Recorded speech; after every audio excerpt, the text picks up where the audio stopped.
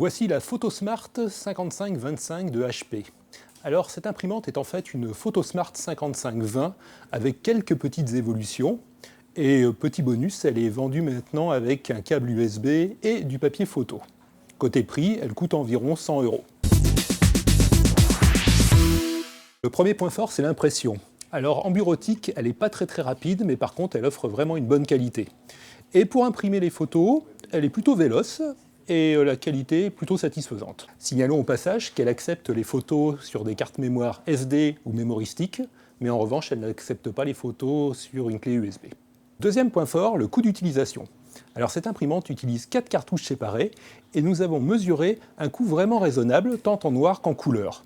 De plus, vous pouvez acheter des cartouches haute capacité pour faire baisser le coût à la page. Troisième point fort, le Wi-Fi, qui vous permet d'utiliser l'imprimante avec votre smartphone ou avec votre tablette. La Photosmart 5525 se connecte à votre réseau Wi-Fi, mais peut aussi générer son propre réseau, ce qui est pratique si vous n'avez pas par exemple de box internet. Pour imprimer en Wi-Fi, vous avez plusieurs solutions. Si vous êtes équipé d'un appareil Apple, vous avez la technologie AirPrint qui est directement intégrée, donc pas besoin d'installer une application supplémentaire. Sinon, HP fournit 2 applications qui vont permettre d'imprimer et même de lancer une numérisation. Enfin, l'imprimante est compatible avec la technologie Google Cloud Print, qui permet par exemple d'imprimer à partir de Gmail, et elle dispose même d'une adresse mail, donc vous pouvez envoyer des documents par mail qui seront imprimés par l'imprimante.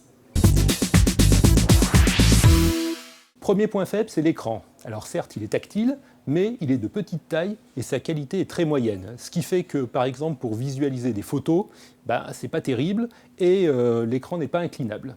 Deuxième point faible, le bac papier. Il n'y a qu'un seul bac. Donc, quand vous voulez imprimer des photos 10-15, il faut enlever le papier A4, il faut mettre du papier photo 10-15 et il faut ajuster des réglettes au bon format. Ensuite, le système de sortie utilise un guide en plastique qui est hélas très fragile. Dernier point faible, le scanner, qui n'est pas très rapide et offre une qualité vraiment moyenne.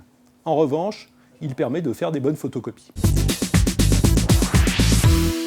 Au final, cette imprimante ne coûte pas très cher et offre de bons résultats en bureautique. Pour la photo, on peut dire qu'elle peut servir d'imprimante photo d'appoint puisque la qualité est satisfaisante, mais il y a le problème évidemment du bac papier qu'il faut donc changer pour mettre du papier photo. Enfin, on a vraiment apprécié l'interface Wi-Fi qui est simple à utiliser et offre de nombreuses fonctions.